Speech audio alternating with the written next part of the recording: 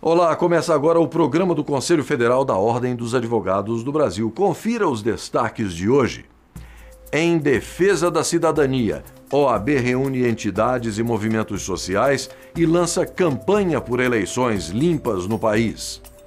Em defesa dos direitos humanos, presidente da Ordem toma posse no CDD-PH e exige respeito à dignidade das pessoas por parte do Estado.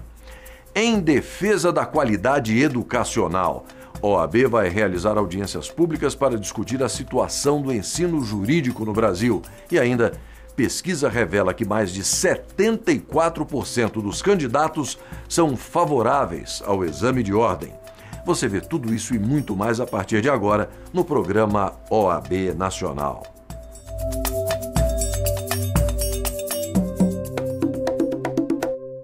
Dirigentes de movimentos sociais e entidades de direito que integram o movimento que brigou pela aprovação da lei da ficha limpa, agora uniram forças para lutar pela reforma política no país.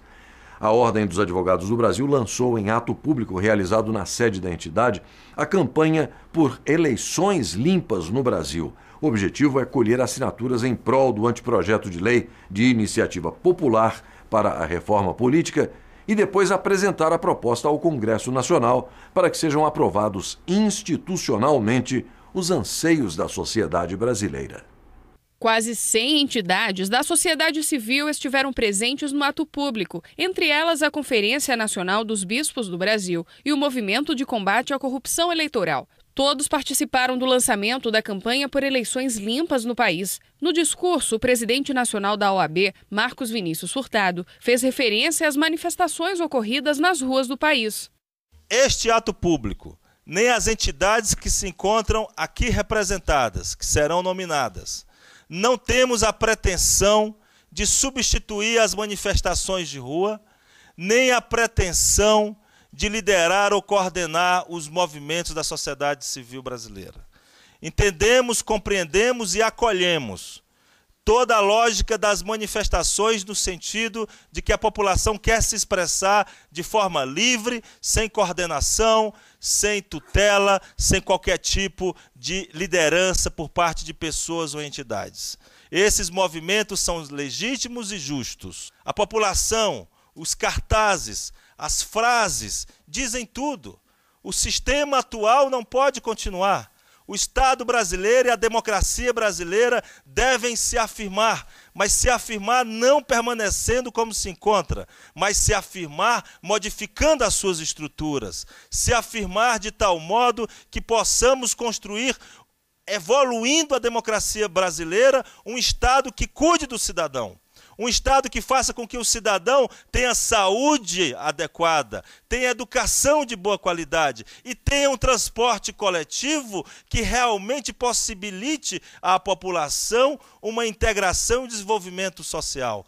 Penso, portanto, que este movimento, que tem o objetivo primeiro de lançar o projeto de lei de iniciativa popular de reforma política, também irá cuidar diretamente de outros pontos. O evento deu início à coleta de assinaturas em prol do projeto de lei de iniciativa popular para a reforma política brasileira. Ele foi elaborado há cerca de 5 meses, após várias reuniões e audiências públicas com diversos movimentos sociais. A proposta de reforma política defendida pelas entidades tem 3 eixos.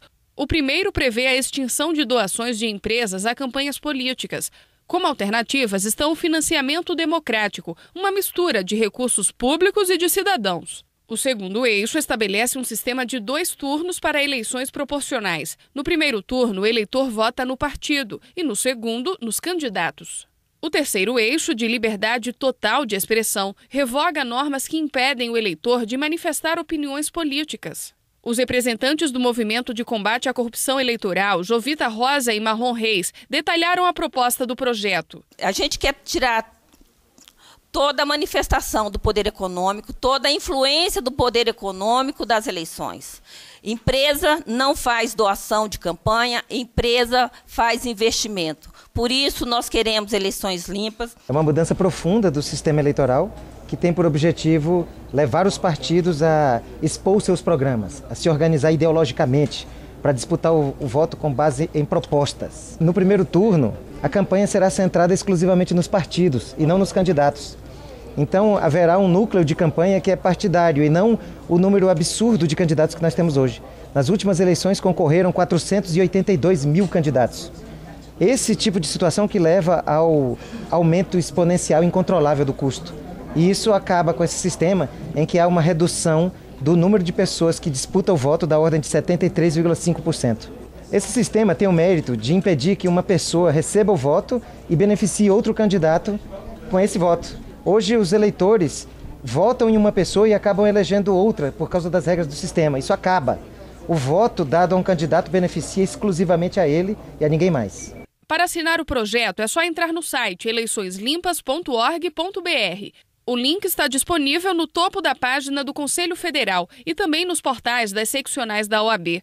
Com 1,5 milhão de assinaturas, ele pode ser apresentado ao Congresso Nacional, aos presidentes das comissões de Constituição e Justiça e aos líderes partidários. O relator da reforma política, deputado Henrique Fontana, apoiou a iniciativa e afirmou que tudo depende da vontade dos parlamentares. Eu já vi votações no Congresso se definirem em 30 dias. Então não há nenhum motivo para nós pensarmos que não é possível votar até 7 de outubro a reforma política. Evidente que é. Se houver uma decisão do presidente da casa, que a prioridade é esta, e ele pautar a casa durante 2 semanas só para votar a reforma política, a sociedade acompanhando, apresentando suas emendas, através dos seus parlamentares, nós podemos votar. Agora, eu tenho dito em entrevistas que estou dando. Se o parlamento, de fato, até o dia 7 de outubro, decidir que ele não quer mudar o sistema político, e não quer nos tirar do pior dos mundos, que é continuar no sistema político atual, aí eu passarei a defender uma constituinte exclusiva com parlamentares desta constituinte exclusiva eleitos na eleição de 2014. Na ocasião, também estiveram na pauta outros 2 projetos de lei de iniciativa popular. O Saúde Mais 10, que obriga o governo federal a reverter pelo menos 10% do orçamento geral da União na saúde, e o que determina a aplicação de 10% do PIB nacional em educação. Sem recursos para a saúde, não haverá saúde hospitalar que acolha a população doente, principalmente a pobre, que necessita do Sistema Único de Saúde. Também, um outro ponto importante desta pauta da cidadania brasileira é a obrigação de que o governo federal gaste pelo menos 10% do PIB nacional em educação. Sem a formação de uma carreira de professor que deve ser tratado como agente público de Estado essencial e indispensável ao futuro do país, nós não teremos uma educação de qualidade nessa nação. Então, urge a aplicação de 10% do PIB nacional em educação. Um outro ponto importante discutido aqui diz respeito à constituição de um comitê da sociedade para controle social dos gastos públicos. As leis de acesso à informação e da transparência são instrumentos de controle, mas elas ainda não têm o devido acompanhamento. Na coletiva de imprensa, Marcos Vinícius falou sobre o assunto. A lei da transparência e a lei de acesso à informação não estão sendo cumpridas em nosso país. A maioria, se não a quase totalidade de municípios, estados e todos os governos do Brasil não estão cumprindo essas 2 leis. Exemplos são os próprios gastos da Copa do Mundo, em que a sociedade não tem acesso a essas informações. O Comitê de Controle Social dos Gastos Públicos objetiva pôr uma lupa nos gastos, nos investimentos feitos, inclusive em relação à Copa do Mundo e qualquer outro investimento feito em hospitais superfaturados, para que possamos denunciar à imprensa, à sociedade, apresentar também ao Ministério Público, aos entes de fiscalização, para que atuem severamente no combate a todo tipo de desmando na administração pública. Portanto, o Comitê de Controle Social dos Gastos Públicos objetiva combater a corrupção administrativa. Um último ponto abordado pelo movimento foi a aplicação do Código de Defesa do Consumidor em favor dos usuários de serviços públicos. Há 15 anos, o Congresso Nacional está em mora com a sociedade brasileira na sua obrigação de editar uma lei de proteção aos usuários dos serviços públicos no Brasil. É que a emenda constitucional 19 obriga que esta lei seja publicada. Então este movimento também irá exigir inclusive da Presidência da República, que a senhora Presidente da República constitua imediatamente uma comissão, constituída por representantes da sociedade civil, que elabore um projeto de lei de Código de Defesa dos Direitos dos Usuários dos Serviços Públicos, para que os usuários dos serviços públicos sejam tratados com o mesmo respeito que os consumidores são hoje tratados em nosso país ou devem ser.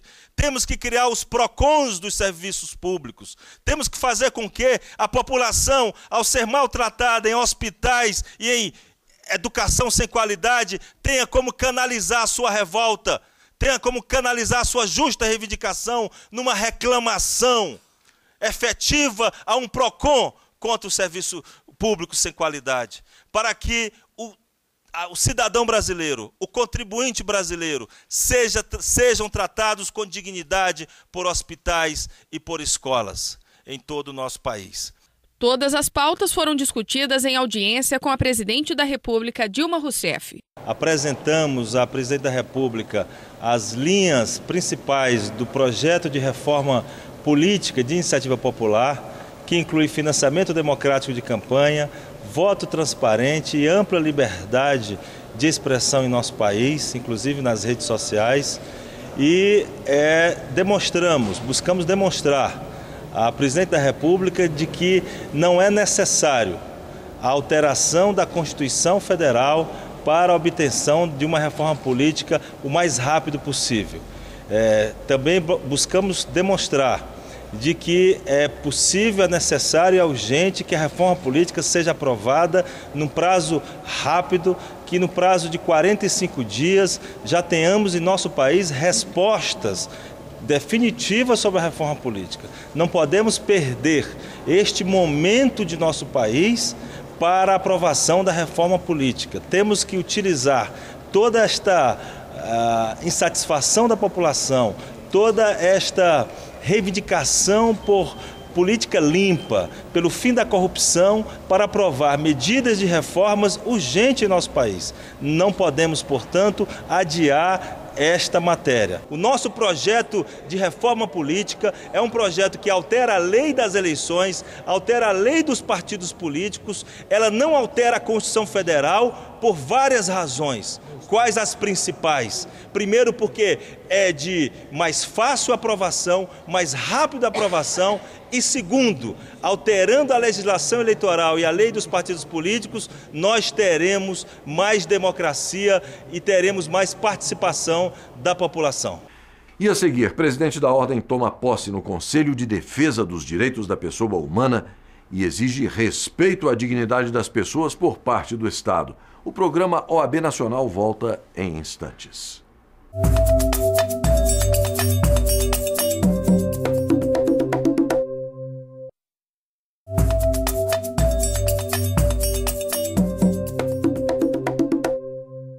O respeito dos direitos da pessoa humana como atividade central do Estado brasileiro foi a tônica do discurso feito pelo presidente nacional da OAB ao tomar posse como conselheiro titular do CDD-PH, o Conselho de Defesa dos Direitos da Pessoa Humana. Na ocasião, o Conselho indicou a ordem para representá-lo em juízo e recomendou, junto com a OAB, banir o uso de armas de fogo e balas de borracha contra manifestações da sociedade e na execução de mandados de reintegração de posse.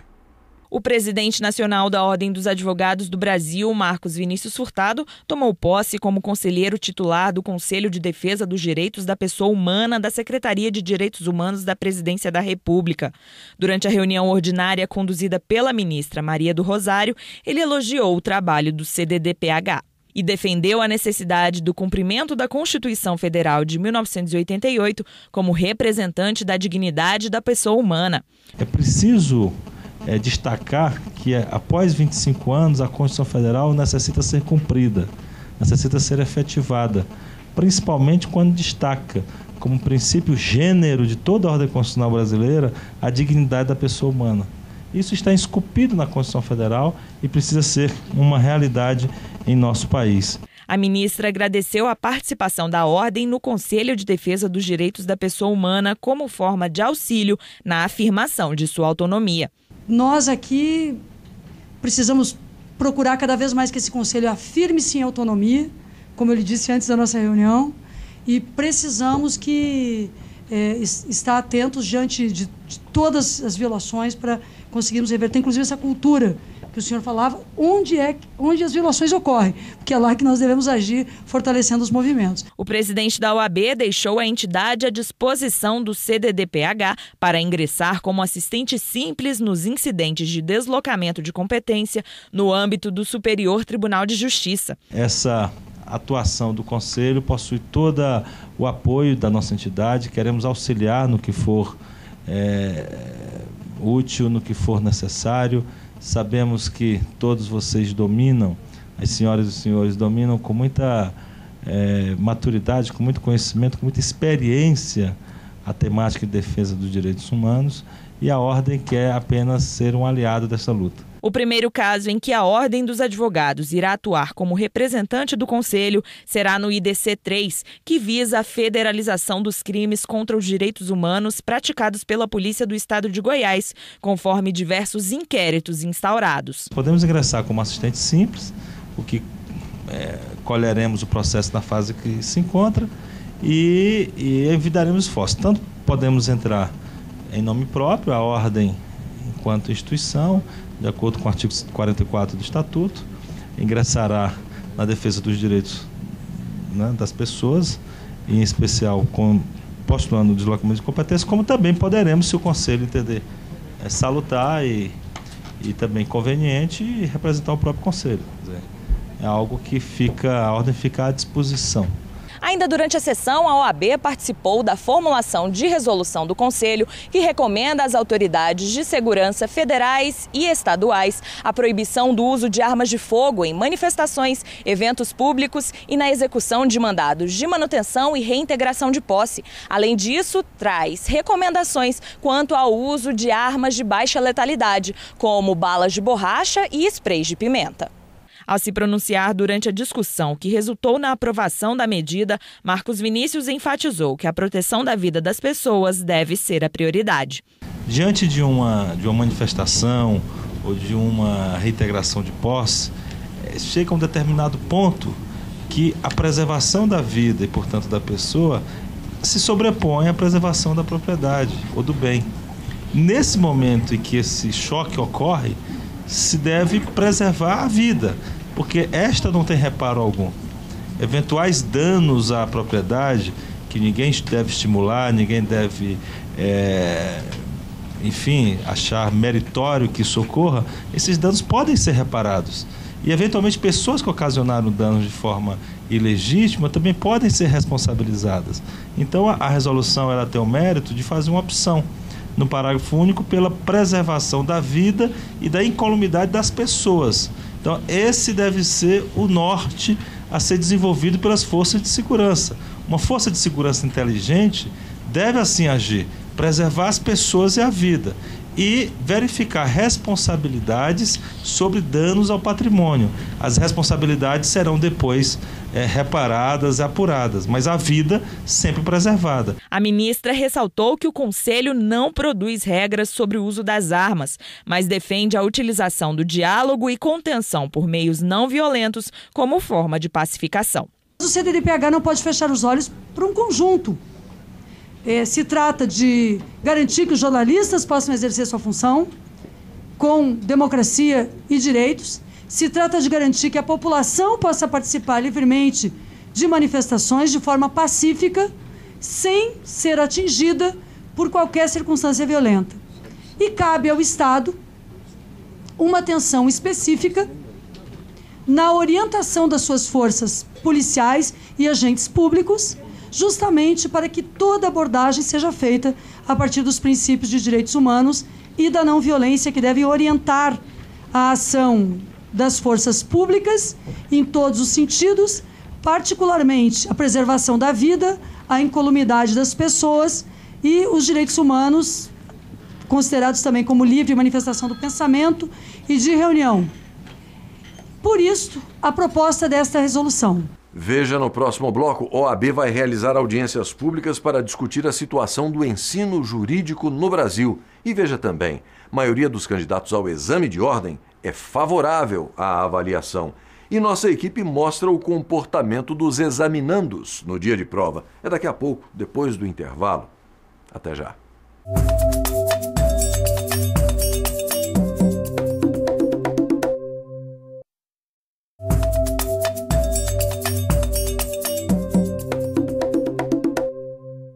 A OAB vai realizar audiências públicas em todo o país para discutir a situação do ensino jurídico no Brasil. A iniciativa faz parte do protocolo firmado entre a Ordem e o Ministério da Educação para estabelecer novos parâmetros e normatizar o ensino do direito dentro de um novo marco regulatório. A Ordem dos Advogados do Brasil se propôs a ouvir professores, estudantes e a comunidade através de audiências públicas para discutir o aperfeiçoamento do ensino jurídico no país. O intuito é oferecer ao Ministério da Educação sugestões para a fixação de normas de regulação e supervisão na área. Para a OAB, é essencial a melhoria do sistema educacional.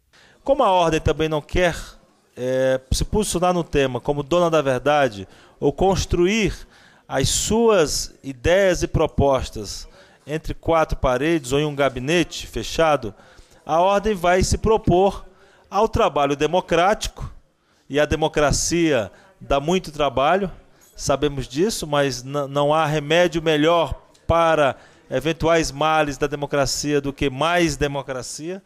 Quanto mais democracia melhor, quanto mais participação melhor, do que ouvir, neste caso, os estudantes de direito, os professores de direito, os dirigentes de instituições de ensino jurídico, a comunidade jurídica e a comunidade em geral, para que possamos, nas audiências públicas, ouvir as sugestões para o aperfeiçoamento do ensino jurídico no Brasil. As audiências públicas serão promovidas em todos os estados do Brasil, com participação do Conselho Federal e das seccionais da OAB. Que essas audiências públicas sejam efetuadas com o trabalho entre o presidente da seccional e a bancada do Conselho Federal. Que a bancada do Conselho Federal, integralmente, ou pelo menos por um dos seus representantes, possa se integrar com o presidente da seccional e fazer acontecer esta audiência pública, realizá-la de forma a ter a maior abrangência possível e no curto espaço de tempo. Porque óbvio que não iremos seguir o calendário que o MEC inicialmente apresentou, que seria já em agosto termos uma proposta nesse sentido. Queremos que este calendário seja elastecido. Mas vamos trabalhar ao máximo para o quanto antes termos as nossas audiências públicas e termos as nossas sugestões, nossas propostas a partir dessa oitiva. De acordo com o presidente da Comissão Nacional de Educação Jurídica da OAB, Eidibar, o processo será democrático e de ampla discussão. A elaboração do marco regulatório com base nas audiências públicas e que será discutido entre OAB e MEC marca um momento histórico e importante para a entidade. A OAB está sendo chamada para propor as normas que regularão o processo regulatório e de supervisão, porque até o momento nós temos trabalhado apenas para tentar corrigir situações que são paliativas. A todo momento surgem propostas do Congresso Nacional no sentido de extinguir o exame de ordem, de tentar de alguma forma flexibilizar o acesso daquele candidato que não tem condições de ser aprovado do exame de ordem. Hoje, nós estamos sendo convidados para trabalhar na origem do problema, ou seja, com a formação hoje obtida nos cursos jurídicos em todo o país.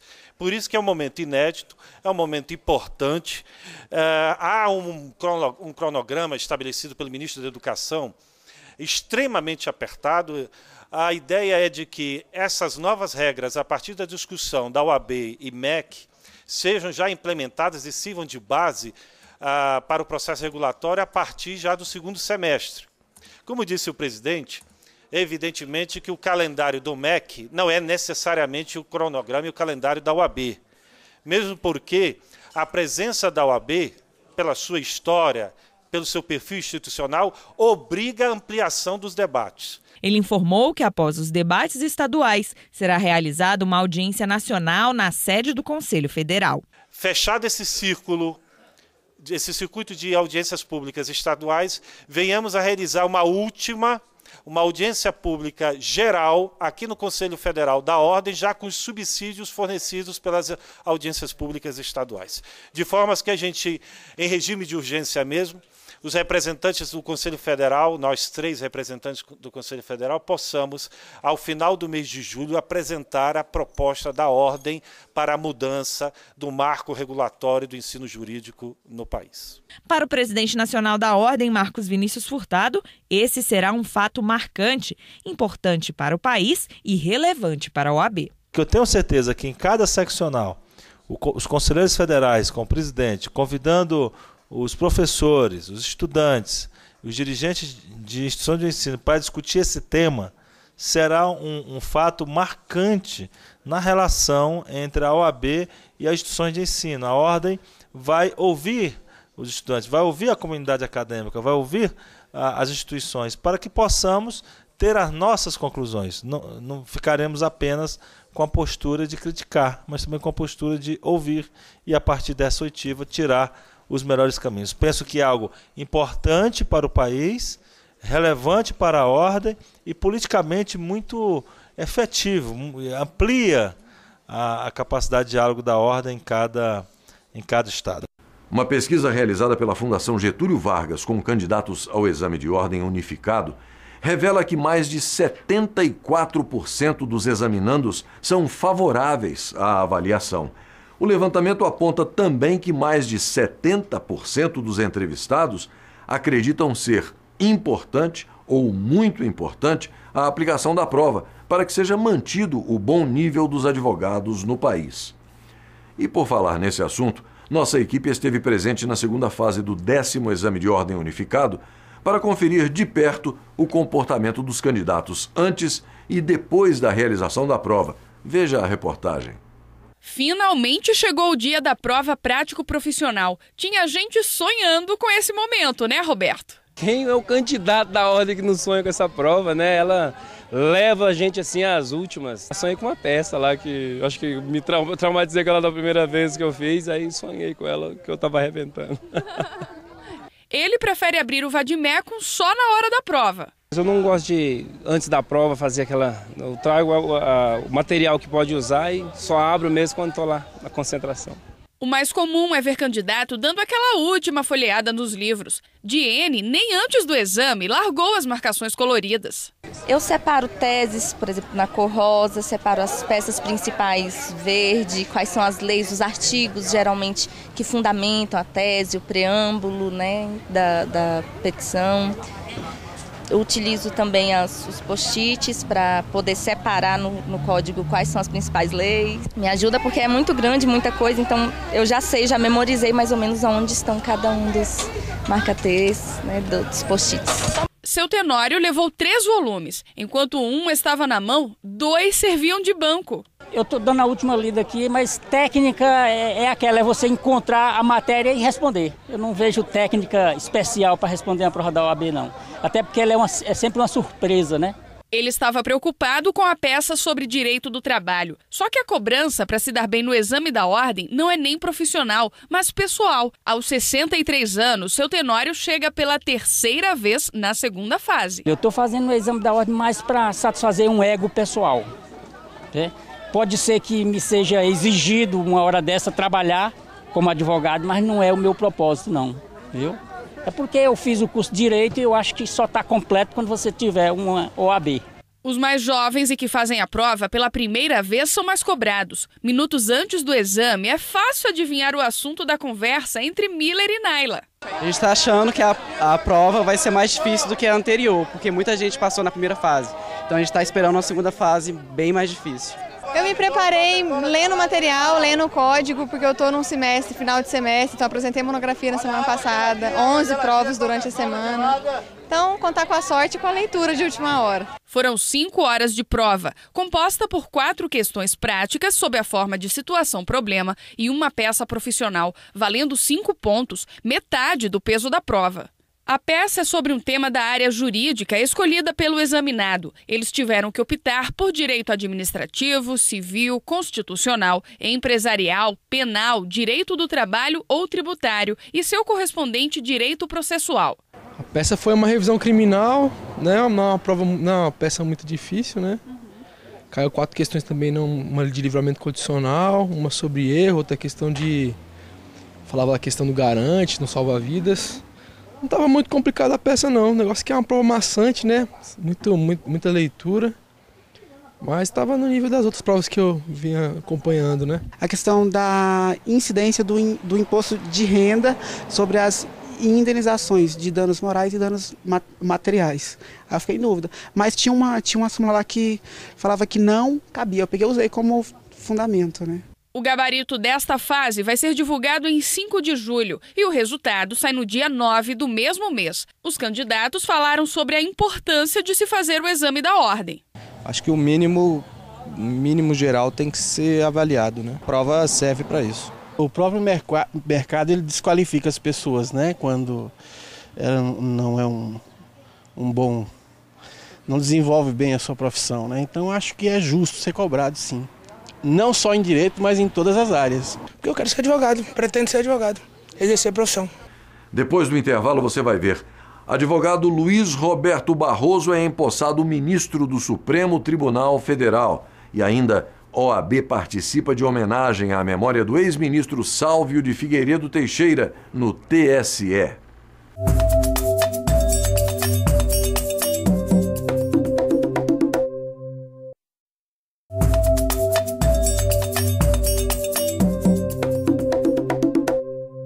O advogado Luiz Roberto Barroso foi empossado como ministro do Supremo Tribunal Federal e a Ordem dos Advogados do Brasil esteve presente na cerimônia de posse. A cerimônia de posse do novo ministro do Supremo Tribunal Federal foi rápida. Após o hino nacional, Luiz Roberto Barroso foi conduzido ao plenário pelos ministros Teori Zavascki e Celso de Mello. Diante de familiares, ministros, parlamentares e representantes da sociedade civil, Barroso jurou cumprir a Constituição. Prometo bem e fielmente cumprir os deveres do cargo de ministro do Supremo Tribunal Federal em conformidade com a Constituição e as leis da República.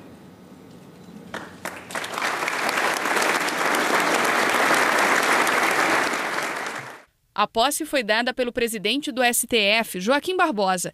A indicação do advogado e jurista de 55 anos ao Supremo Tribunal Federal foi comemorada pelo presidente do Conselho Federal da Ordem dos Advogados do Brasil. A posse do ministro Barroso demonstra toda uma contribuição da advocacia brasileira para o Supremo Tribunal Federal.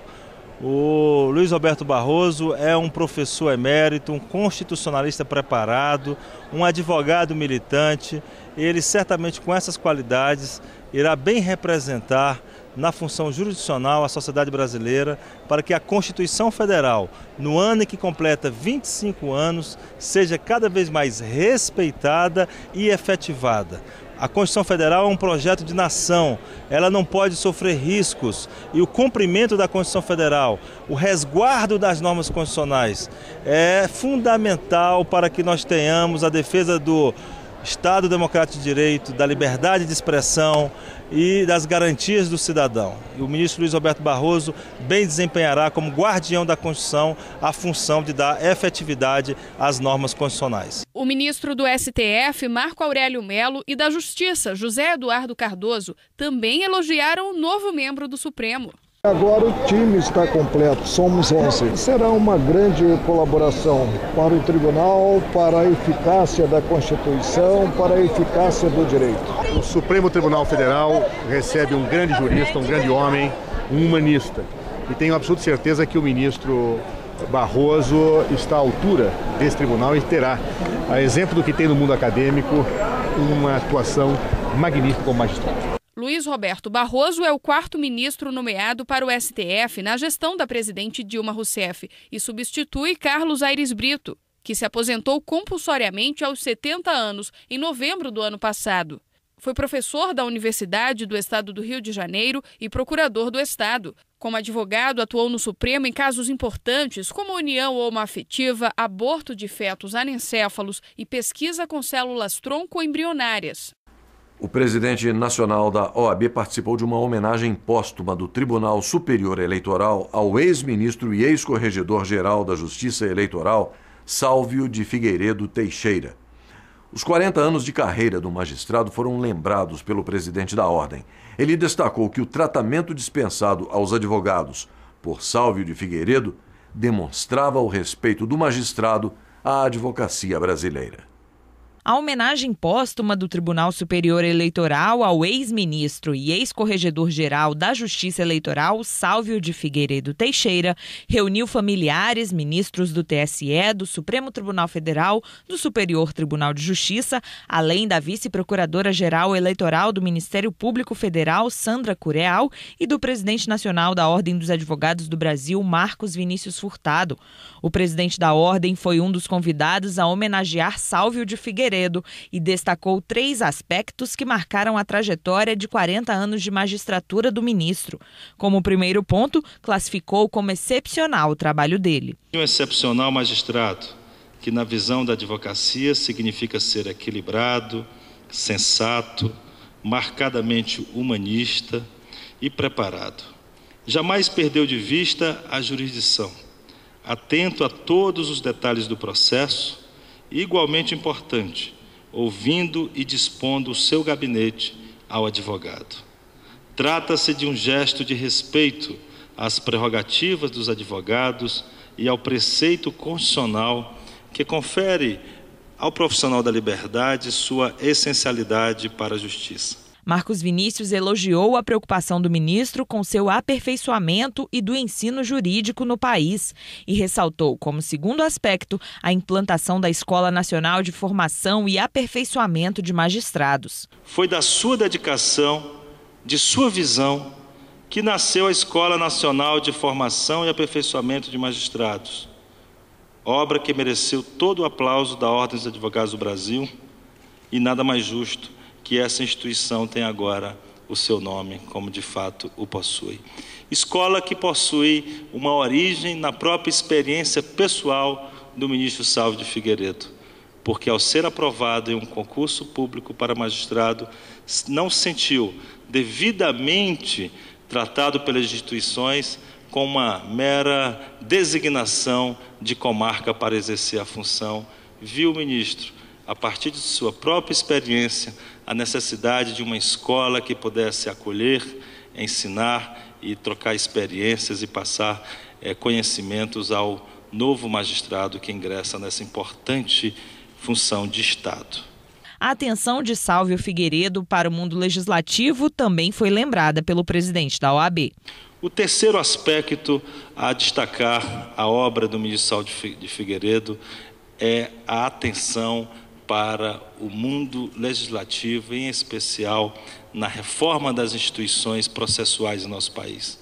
Soube como ninguém coordenar uma reforma do processo civil que consolida, que une direito de defesa e celeridade, que conseguiu, em algumas modificações processuais, imprimir uma maior celeridade e efetividade ao direito processual, sem prejudicar o direito à ampla defesa. Sálvio de Figueiredo foi juiz de direito em diversas comarcas de Minas Gerais, juiz do Tribunal de Alçada e desembargador do Tribunal de Justiça daquele estado. Ajudou a fundar a Faculdade de Direito Milton Campos, de Belo Horizonte, e foi professor universitário. Em 1989, ingressou no Superior Tribunal de Justiça. Atuou no TSE de 2001 a 2003, tendo sido corregedor-geral da Justiça Eleitoral de 2002 a 2003. O ex-ministro foi um dos idealizadores da Escola Judicial Eleitoral do TSE, da Enfam e da Escola Judicial Desembargador Edésio Fernandes. Sálvio de Figueiredo aposentou-se em 2006 e faleceu em fevereiro deste ano, em Brasília. Hoje nós ficamos por aqui, mas na semana que vem estaremos de volta com mais notícias de interesse da advocacia e da sociedade brasileira. Até lá e um abraço a todos.